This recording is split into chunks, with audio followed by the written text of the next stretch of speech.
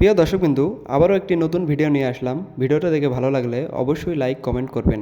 এই ভিডিওতে দেখানো হয়েছে কিভাবে আপনারা ভোল্টেজ রেগুলেটর তৈরি করতে পারবেন একটি মসফেট আইজিবিটি দিয়ে।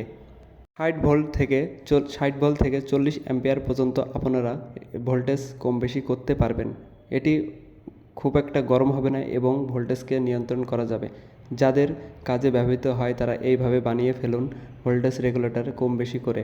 এটি অনেক অ্যাম্পিয়ার পর্যন্ত ধারণ ক্ষমতা আছে এই আইজিবিটিটার, এবং ডায়োড রেজিস্ট্যান্স একটি ভেরিয়েবল দিয়ে আপনারা খুব সহজেই এই ধরনের রেগুলেটর তৈরি করতে পারবেন।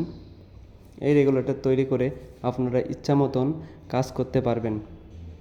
এটি খুব অনেক দিন দীর্ঘস্থায়ী হবে এবং এটি পুড়ে যাওয়ার সম্ভাবনা খুবই কম, কারণ যেহেতু মসফেট ট্রানজিস্টার যার কারণে এটি অনেক দিন স্থায়ী থাকবে।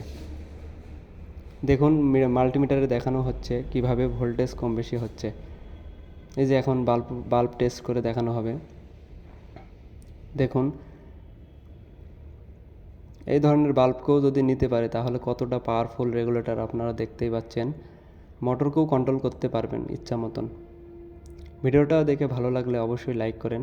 এটি একটি সিম্পলভাবে তৈরি করা হয়েছে।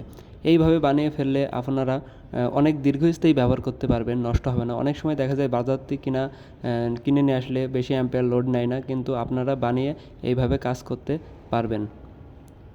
অনেক দিন যাবে অসুবিধা ছাড়াই।